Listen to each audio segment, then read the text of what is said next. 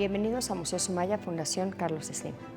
Yo soy Laura Adriana González Eguiarte, del Departamento de Curaduría, y en este momento nos encontramos en la Sala 3 de nuestra sede en Plaza Carso. Esta sala está dedicada a los antiguos maestros europeos y novohispanos, es decir, a todo el arte de Europa y de la Nueva España, de América, entre los siglos más o menos desde el 16 hasta el 18, con excepciones de ambas partes.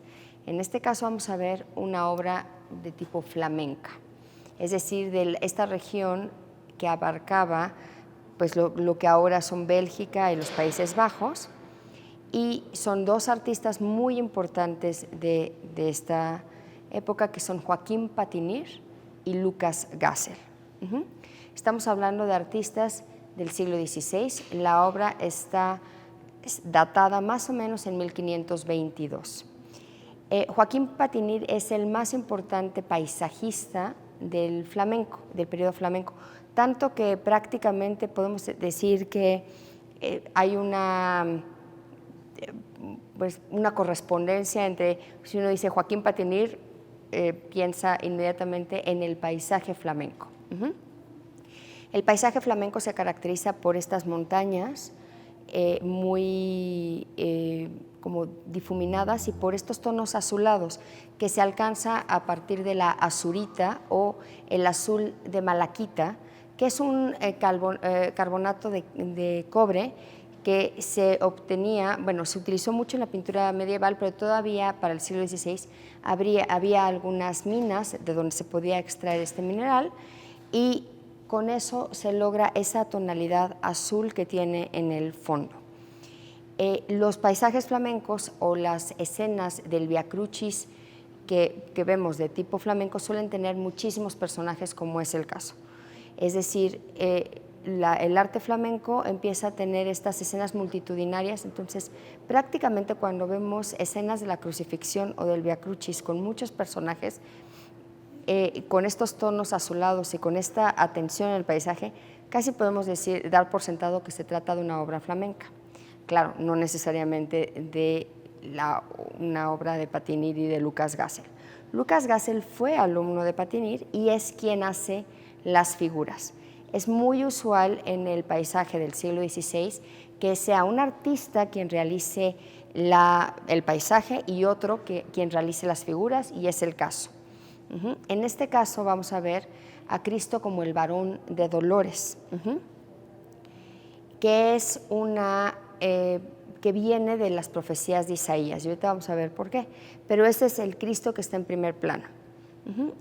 A su alrededor hay otros personajes que podrían ser tomados como, lo voy a poner como en comillas, soldados romanos, pero en realidad parecen más unas escenas costumbristas de tipo flamenco. Los personajes están vestidos a la usanza del siglo XVI, no del siglo I, en donde murió Cristo, ni a la usanza de Palestina, sino a la usanza europea del siglo XVI, e incluso pareciera que hay una escena de cacería con un perrito ahí y un personaje que tiene un fusil de cacería, pues en medio de justamente de todas estas serie de acciones. Entonces hay una serie de escenas costumbristas inmiscuidas dentro de esta escena de corte religioso. Eso también es frecuente en la pintura flamenca.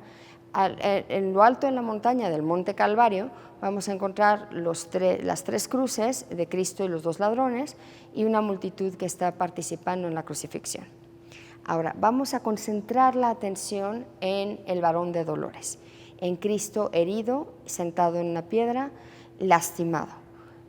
Les decía yo que el varón de dolores es una prefiguración, es decir, una profecía de Isaías.